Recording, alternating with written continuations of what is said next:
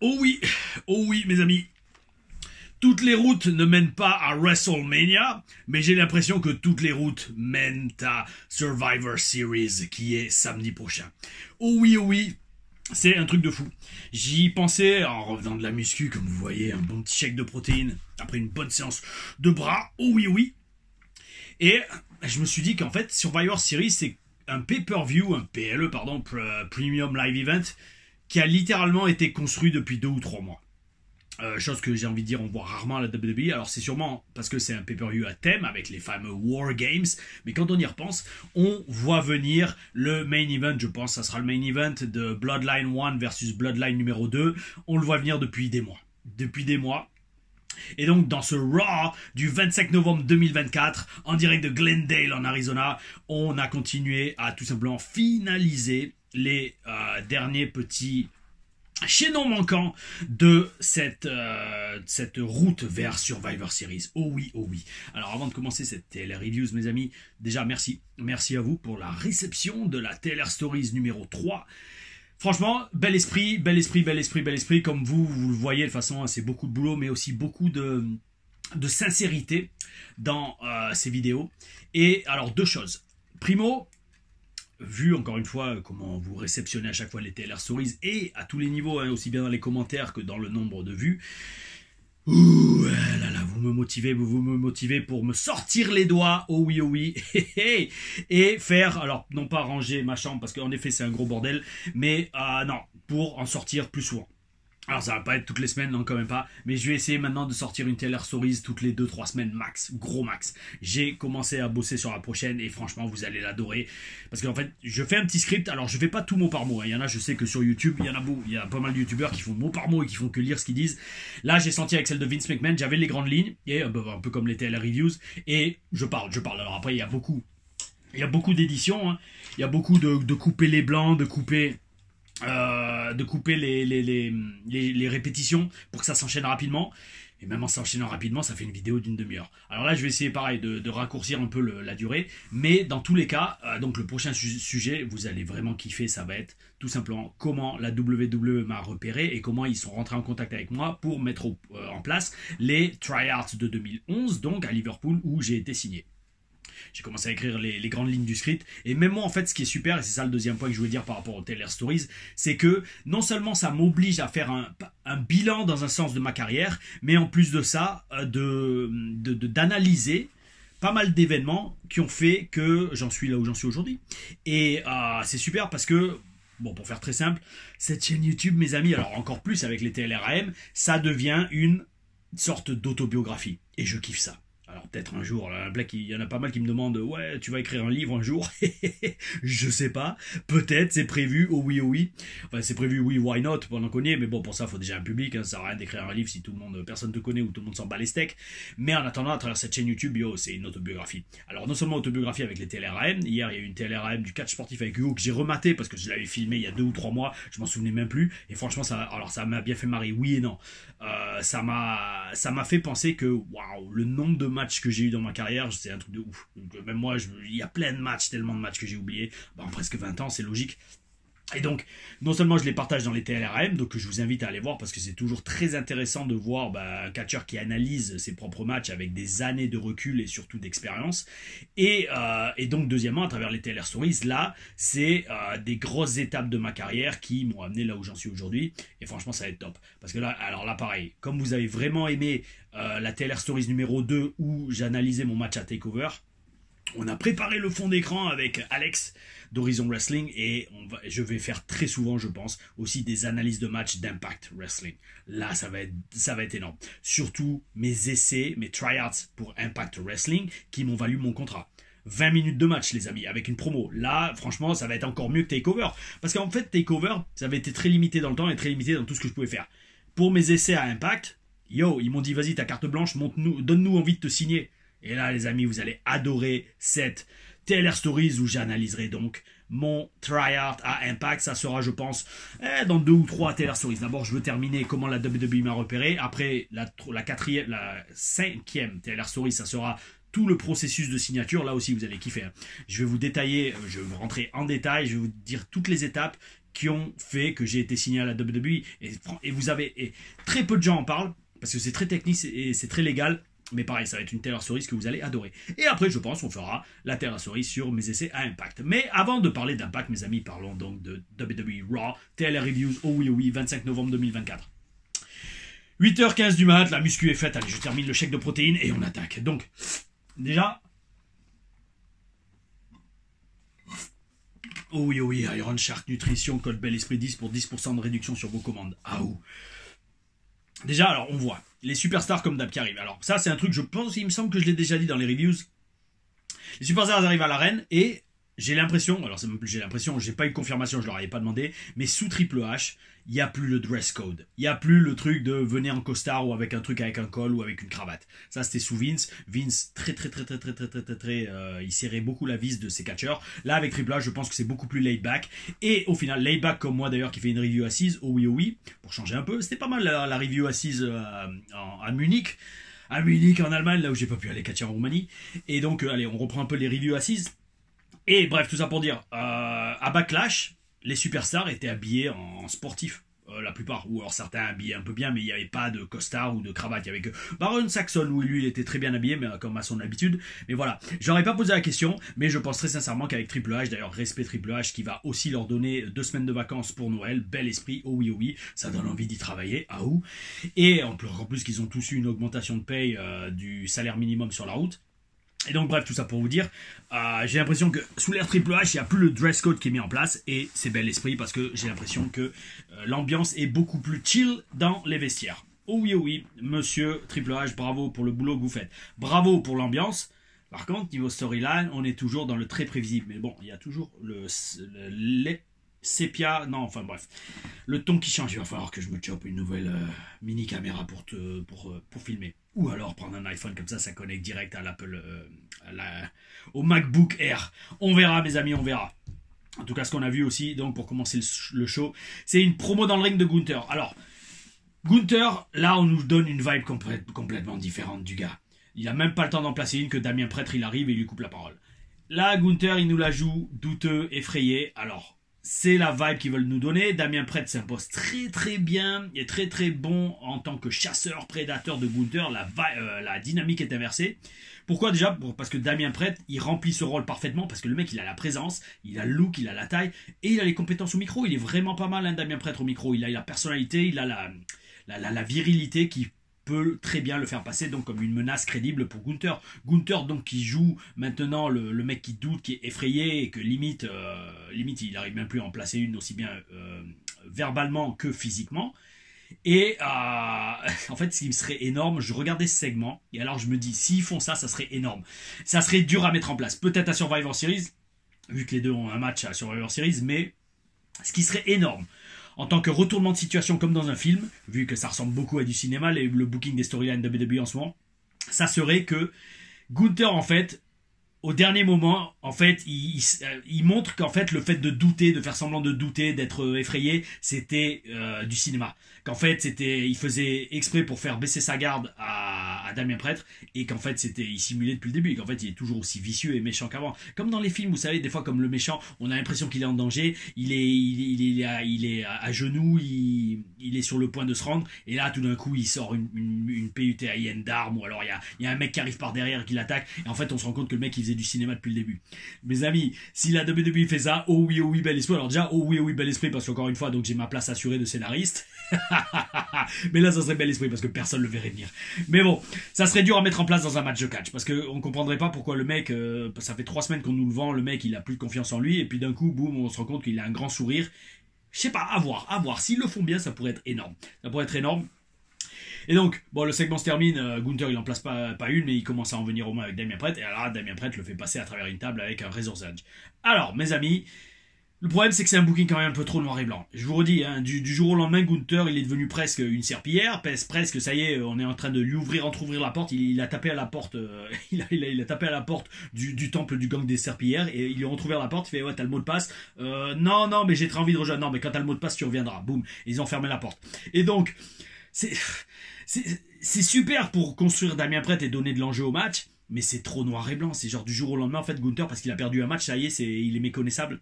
À voir, mes amis. Peut-être que justement, cette storyline, comme je vous dis, alors soit ça va être, on va se rendre compte que Gunther simule depuis le début, mais le fait de simuler, ça le fait passer à travers une table dans ce Monday Night Raw, ou alors, ça va permettre de faire ressortir un côté un peu plus intense de Gunther à la fin de cette storyline. Nous verrons, mes amis, parce que c'est toujours bien d'utiliser, alchimie des énergies, d'utiliser un négatif pour le tourner en positif. Si Gunther, le fait de perdre comme ça confiance en lui, ça lui permet de se devenir encore meilleur qu'avant, oh oui, bel esprit, je vote pour, mes amis. Ensuite, on a eu un Tornado Tag Match entre Raid Jr. et Dragon Lee contre American Made, les Creed Brothers. Alors, mes amis, ça a été un super match, un très bon match, plein d'actions, comme c'était prévisible, parce qu'en plus c'est un tornado tag match, donc il n'y a pas de relais. Alors la dynamique est vraiment différente, hein. Je veux dire, c'est pas comme on fait mousser le relais, comme il y a eu dans les autres matchs par la suite. Là, c'est vraiment que de l'action non-stop, et à 2 contre 1, c'est légal. Oh oui. Très belles actions à 4, oh oui. Alors, petit conseil, mes amis, ça m'a fait délirer. Parce que ça, c'est le genre de détail, surtout moi en tant que catcheur, je vois direct. Parce que c'est relou, même moi, ça m'arrive. Julius Reed, amigo, j'ai un conseil pour toi. Fais-toi mettre des lacets dans tes knee pad covers. Pourquoi? Parce qu'en fait, il y a de très belles knee pad covers adaptées à son singlet, mais le mec, dès le début du match, il fait une attaque aux jambes à, je sais plus qui, à Ray Jr. ou à Dragon Lee, et en fait, le fait d'avoir les genouillères qui sont restées attachées au sol quand on fait un double leg, comme on dit en lutte, une attaque aux jambes, une sorte de plaquage de rugby en soulevant les jambs, bref. En fait, ces knee pad covers, elles sont descendues. Et je déteste ça. Même moi, quand ça m'arrive en match, ça me gave. Parce que ça fait pas professionnel du tout. Alors maintenant, justement, quand je me fais faire des knee pad covers, ce qui est tout simplement des sleeves, des manches de tissu, tissu stretch pour cacher la couleur originale de vos genouillères. En fait, je fais mettre des lacets comme ça, au moins je serre bien comme un ouf et au moins elle reste bien en place tout le match. Oh oui. Donc mon ami Julius, écoute l'expert, écoute le vétéran, fais-toi mettre des lacets dans tes knee pad covers et ne fais pas ce que je vais faire, c'est-à-dire roter dans tes vidéos YouTube. Ça, c'est une oh oui exclusivité TLR Reviews, voire non, peut-être pas le TLR Story, ça je le ferai pas, ni dans les TLRM. C'est juste dans les TLR Reviews que vous avez des Raw pour Monday Night Raw. Oh oui. Alors, mes amis, quand même, il faut reconnaître aussi, bon, ça je l'ai déjà dit, mais on va le redire, que les Creed Brothers sont des athlètes de ouf. D'ailleurs, Julius, dans la forme de son physique et ses capacités athlétiques, me rappelle un peu Claudio Castagnoli, Cesaro. Oh oui. Je pense que un match entre les deux, ça serait énorme. Parce qu'ils ont le même genre de physique très, très allongé, mais là, le mec, il a une force de ouf. Je pense que Julius est plus athlétique que Claudio, qui quand même maintenant a dépassé la quarantaine. Mais franchement, ils ont fait du bon boulot quand ils les ont trouvés, le système de recrutement de la WWE, largement, parce que même s'ils n'ont pas encore énormément de personnalité, que dans le ring ils sont pas green, mais on sent qu'ils n'ont pas encore des automatismes vraiment de rentrer dans la gueule de leurs adversaires, vraiment cette violence et cette intensité. En attendant, les mecs, c'est des athlètes de classe mondiale, largement, oh oui. Et dans ce match, on a vu donc à la fin une intervention de Chad Gable qui fait gagner son équipe, oh oui. Alors là, il m'a fait rêver, Chad Gable. Il m'a fait rêver, pourquoi? Parce que comment il est intervenu en tournant le masque de Rey Mysterio sur son visage. Et ça, mes amis, j'ai essayé de trouver le match sur YouTube, mais il n'y est pas. Mais je pense qu'il sera dispo, oh oui, sur TPW Premium, qui sort ce samedi. On a une grosse soirée à Marseille pour lancer le lancement. Pour célébrer le lancement de TPW Premium, c'est à Marseille le 30 novembre à 19h. J'y serai, mes amis, j'y serai. Oh oui, il y aura un show qui sera diffusé sur grand écran. Si vous êtes sur Marseille ou dans la région marseillaise, venez parce que ça va être énorme. Il y aura toute la team TPW, il y aura pas mal de catcheurs. J'y serai. Oh oui, Tom Larifa, je fais le déplacement juste pour ça. Et pourquoi je dis ça? Parce que en 2017, j'avais catché contre Senza Volto à la TPW, la Tigers Pro Wrestling, dans un show qui était plus vers Toulouse, si je me souviens bien. Il y avait eu 6-7 heures de route, c'est un truc de ouf. On avait conduit toute la nuit. Et, les amis, alors Chad Gable, je t'adore, hein, j'ai un respect énorme pour toi, mais arrête de me chourer mes spots. Non, mais en fait, c'est ça. À la fin du match avec Senza, j'avais fait exactement la même chose. Tourner le masque sur son visage, il est désorienté, et bam, super kick dans la gueule, 1, 2, 3. Oh oui. Donc ça fait plaisir de voir qu'en plus de pouvoir éventuellement faire scripteur de la WWE, je peux faire aussi producteur de match WWE. Ah ou bel esprit. Après ça, mes amis, on a un singles match entre Braun Breaker, oh oui, et Ludwig Kaiser. Alors là, c'est tout de suite bel esprit. 2 physiques. D'ailleurs, jusqu'à présent, dans le show, on n'a que des physiques, bel esprit, oh oui, hein, on n'a pas des gamma male comme JG de SmackDown. Ensuite, c'est un match violent, physique, bel esprit. Les deux gars ont vraiment une bonne alchimie. en plus c'est 2 Européens, oh oui, Europe represent, et d'ailleurs en plus c'est un truc que je remarque souvent, c'est qu'avec les catcheurs européens, ils ont tendance à vraiment être solides dans le ring, à vraiment y aller dur, et ça c'est bel esprit, parce que moi je vous dis, si j'avais ma chance, notamment sur la route comme ça de WWE, mais que dans un sens ma gimmick s'y prêtait, qu'on me demandait pas de faire autre chose dans le ring, yo, je rentrerai dans la gueule, de toute façon ça vous pouvez le voir sur les TLRAM, tous les lundis soirs à 20h. Ah ou bel esprit. D'ailleurs, on reprend les sondages cette semaine, mes amis. Là, c'est bon, je vous ai fourgué le 4 sportif à Nantes contre Hugo Pérez. Maintenant, on va reprendre les sondages que je posterai soit aujourd'hui, soit demain. Oh oui, ah ou bel esprit. Donc, super match entre les deux, il se rentrait bien dans la gueule jusqu'à ce que Sheamus intervienne. Et lui aussi, à l'image de la semaine dernière, où c'est Kaiser, Louis l'Empereur, qui était intervenu dans son match. Donc, on sent venir le match triangle. C'est ce que j'écrivais littéralement sur mon ordi, dans le bloc-notes, non pas le bloc-notes, c'est page que j'utilise. Juste quand je finis d'écrire ça, il y a Adam Pearce, qui arrive et qui officialise le match pour Survivor Series, un match à 3 pour le titre intercontinental. Bel esprit, je sens que ça va envoyer, même si on voit souvent des triple threat match pour le titre intercontinental. Par reste de booking, je ne sais pas, mais ça permet au moins de caser Sheamus sur la carte et de donner un petit quelque chose à Louis l'Empereur, Ludwig Kaiser, qui, je pense, s'il continue, peut faire de belles choses à la WWE. Oh oui. Alors, en parlant de belles choses, mes amis, on espérait voir dans le match suivant les War Riders devenir champions par équipe à WWE. Et est-ce que c'est ce qu'on a vu? C'est ce que nous allons voir. Judgment Day contre War Riders. Alors, mes amis, en toute franchise, quand j'ai vu que le Judgment Day dominait le match, je me suis dit, bon, c'est bon, les War Riders vont gagner. Eh ben non, ils n'ont pas gagné. C'est dommage parce que franchement, ils ont été bien construits et on a l'impression que la division tag reprend des couleurs des deux côtés, aussi bien de SmackDown que Raw. Donc on se dit, vu que le Judgment Day défend jamais les titres par équipe, ils vont les mettre sur les War Riders, qui sont une vraie équipe et qui ont un palmarès de ouf et qui sont excellents. Les War Riders sont excellents. Mes amis, le match était superbement construit. Ils ont bien fait mousser le relais avec Eric pendant qu'il se fait défoncer. Ivar, il est incroyable. Pour sa taille, il fait des trucs de ouf. Il fait des trucs de ouf, aussi bien en explosivité qu'en souplesse. Respect total, monsieur, respect total. Vous n'avez pas un physique de bodybuilder, mais c'est pas grave, vous bougez comme un ouf. Vous bougez mieux que des mecs qui font 60 kilos sur le catch indépendant. Bel esprit. Et donc, comme je disais, le Judgment Day conserve de façon très étonnante, avec beaucoup d'interventions, ça c'est sûr. Mais comme je vous dis, c'était très surprenant que le Judgment Day garde les titres. Mais en fait, d'un autre côté, mes amis, c'est un booking qui est super. Parce que ça va continuer à ramener de la hit aussi bien à Dominique qu'au Judgment Day, et c'est super, c'est bravo parce que personne l'a vu venir et ça va continuer à entretenir cet enjeu. Et comme je vous le dis souvent, un babyface doit galérer, un babyface doit être en quête de succès pour que le public se rallie derrière eux. Et là, avec les heels qui gardent les titres par équipe, oh oui, on va vouloir qu'une chose, c'est de voir enfin une équipe les détrôner parce qu'ils gagnent qu'en trichant. Et c'est parfait, oui, non, franchement c'est très bien, booking que j'ai pas vu venir, mais au final je me dis bravo, ils ont géré. Ah ou bel esprit.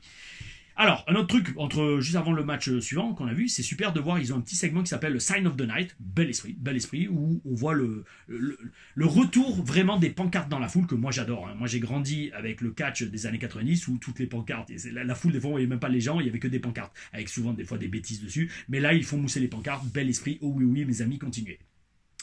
Donc bel esprit, oh oui, parce que pendant un moment j'ai l'impression qu'ils avaient pas interdit les pancartes, mais je me demande s'ils n'avaient pas arrêté de les faire mousser ou même qu'ils les récupéraient à l'entrée, je sais pas. Si on en voyait de moins en moins. Là, on les voit de retour, mes amis, je vote pour. Oh oui. Et est-ce que je vote pour le match suivant? Nous allons voir. Bon, par contre, le fait que ce soit encore un match par équipe, ouais, bof. Il y a eu beaucoup de matchs par équipe lors de ce Monday Night Raw.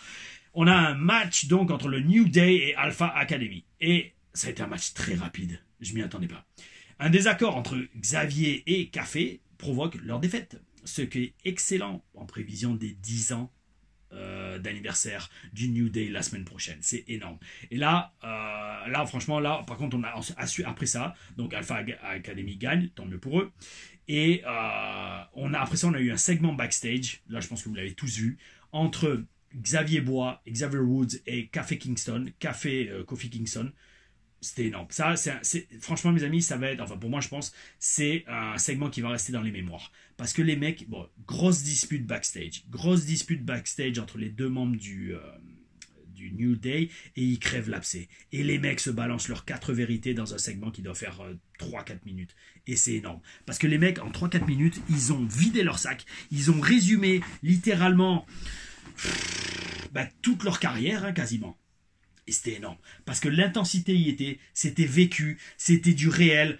Ouh. Maintenant, on n'attend qu'une chose. Enfin bon, après, je vais pas vous redire tout ce qu'ils ont dit, les amis. Allez voir le segment. Je pense que vous l'avez vu.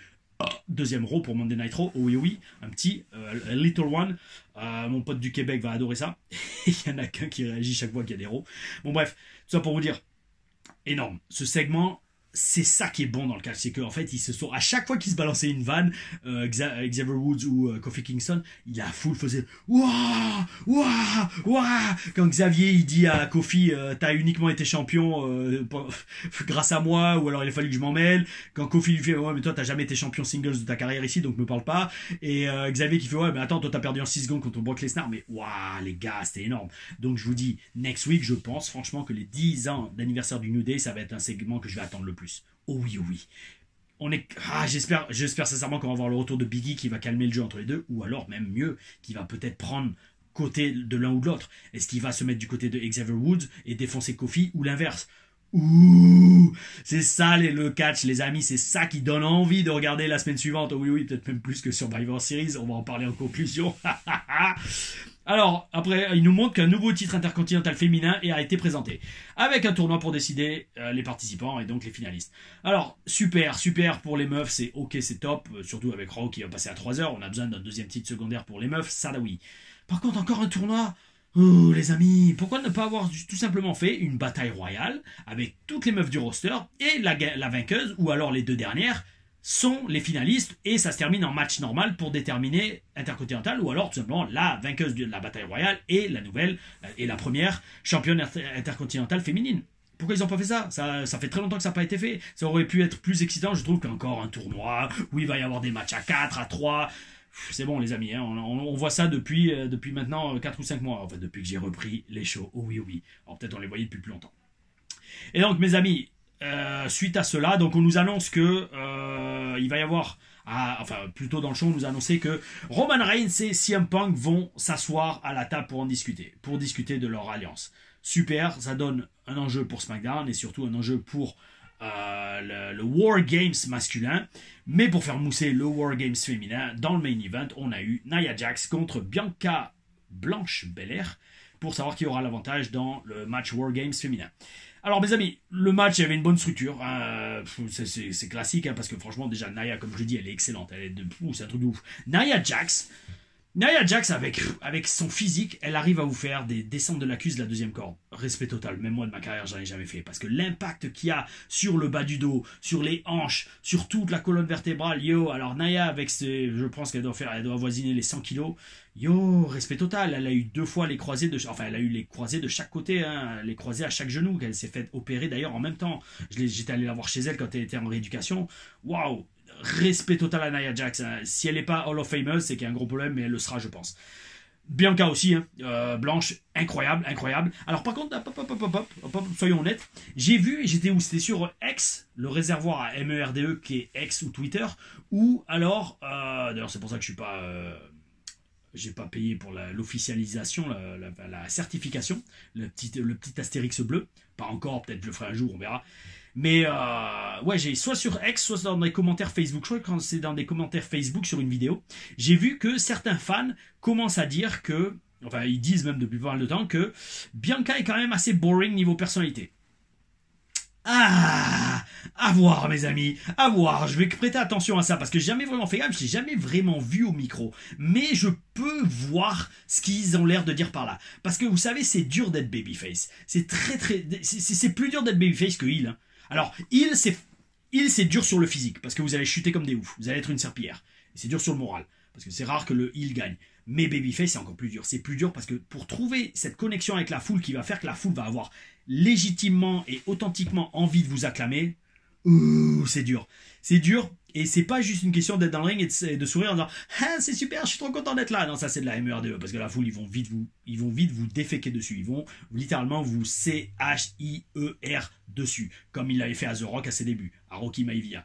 Et donc je vais prêter attention à Bianca Belair maintenant au micro. Attention, dans le ring, c'est une déesse, la meuf, hein, totalement, et physiquement aussi, hein, dans tout ce qu'elle peut faire, et même dans son timing et ce qu'elle fait niveau catch. Mais niveau personnalité, on va voir, on va étudier ça. Oh oui, oui. Victoire de Bianca, d'ailleurs, avec l'aide de Bayley, et sur une fin assez abrupte de Monday Night Raw. Tout comme c'était la review qui se termine maintenant. Non, je rigole. En tout cas, la review du show, oui.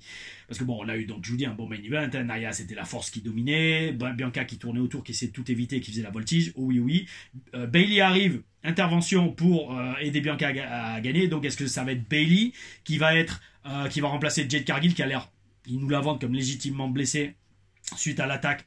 Un troisième petit Raw pour Monday Night Raw. Oh oui, oh oui. Vous avez vu, c'était pas crescendo, mais dans l'autre sens. Décrescendo, oui, décroissant dans l'intensité. Oh oui, oui, l'inverse d'un match de catch. En catch, il faut aller crescendo. Il faut aller les petites prises au début et les grosses à la fin. Ou alors, ouais, non, vous pouvez pas commencer les grosses au début, les petites à la fin, parce que sinon ça a aucun intérêt pour le public. Et si vous commencez fort, recalmez le jeu et recommencez fort à la fin. Oh oui, oh oui, Tom Larufa, coach de catch. En plus d'être commentateur TPW. Oh oui, oh oui.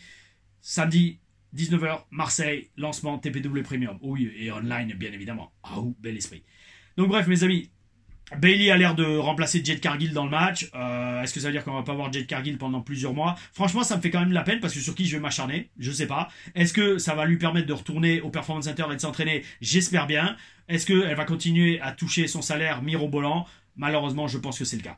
Mes amis, dans tous les cas, donc ce Monday Night Raw, c'est le dernier Raw avant Survivor Series. Alors, comme je vous le disais, on a un gros SmackDown qui nous attend, avec un sit-down entre Punk et Roman Reigns notamment. Je pense que ce segment donnera à la présence de Punk dans l'équipe de Roman Reigns la crédibilité dont elle a vraiment besoin. Parce que soit on va y croire, et je pense que Punk est assez intense pour nous faire plonger et nous faire connecter avec le fait qu'il a décidé d'aider Roman Reigns, sûrement sur les conseils de Paul Heyman. Ok, d'accord. D'un autre côté, si ce segment foire, ça va avoir un arrière-goût de easy booking, de booking paresseux et facile, juste pour justifier de mettre Punk dans un gros match, pour justifier son salaire. Mes amis, nous verrons, ça sera à SmackDown. Ça sera à SmackDown, et donc en attendant, on a eu, comme je vous dis, un Monday Night Raw. Ça va, il était en qualité dans le ring, ça allait, mais niveau storyline, il n'y avait rien de très folichon. Pourquoi? Parce que comme je vous dis, en fait, Survivor Series, et c'est ça en fait moi j'espère vraiment qu'à SmackDown il va y avoir quelque chose là-dessus, c'est que on le voit venir depuis des mois en fait ce Survivor Series, entre les War Games, etc. On savait que ça allait être Bloodline contre Bloodline, ça d'accord, il n'y a pas de problème là-dessus, mais au final ça reste qu'il n'y a aucun enjeu. Il n'y a aucun enjeu entre Roman Reigns et Solo Sikoa. Les amis, je ne sais pas si vous êtes d'accord avec moi, mais dites-le moi dans les commentaires. Est-ce qu'on a entendu une seule fois Solo Sikoa ou Roman Reigns dire celui qui gagne c'est le big boss, et tout s'arrête là, et après on arrête de se rentrer dans la gueule? Non, j'ai pas entendu ça. Alors peut-être j'ai loupé un épisode, je sais pas, mais j'ai pas entendu comme quoi ça va être le match final qui va décider entre Solo et Roman Reigns, ça va être qui le big boss. Alors si c'est pour faire ce match War Games, les voir s'en mettre plein la gueule et les voir continuer à feuder jusqu'à Rumble, voire WrestleMania, à quoi sert ce match, mes amis? À quoi sert ce match à part vendre des pay-per-view, faire de l'audimat et vendre des tickets? Ce qui est le but du catch, d'accord, mais dans tous les cas, faut quand même que les storylines soit un peu plus travaillé. Oui, donc mes amis WWE, engagez-moi. Non, je rigole. Non, par contre, c'est vrai. Non, sérieusement, moi j'aurais suggéré, on peut pas mettre un enjeu dans ce match, un enjeu important, plutôt que juste vendre ça aux gens en disant regardez, vous allez voir les 5 gars s'en mettre plein la gueule. Il faut qu'il y ait un enjeu.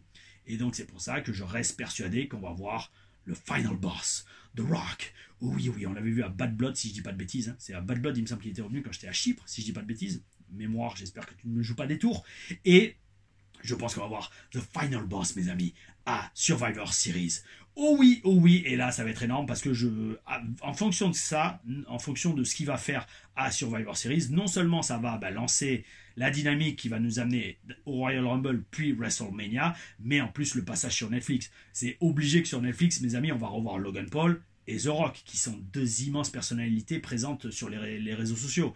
Oh oui. Et c'est ce que nous verrons donc samedi, mes amis. Samedi, avec une semaine. Qu'est-ce qu'on va avoir cette semaine? Donc, Raw, demain NXT, TNA sûrement vendredi, SmackDown jeudi,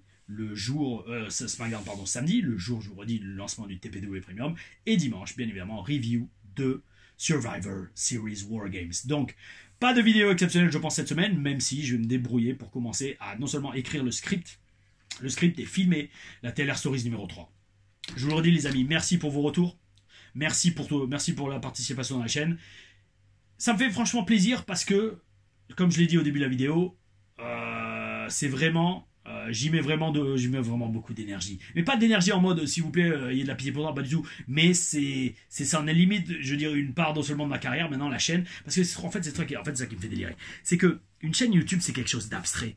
C'est pas quelque chose de concret, c'est juste quelque chose qu'on voit juste sur un écran d'ordi en fait. Et c'est des données sur un serveur, j'imagine, dans la Silicon Valley au final.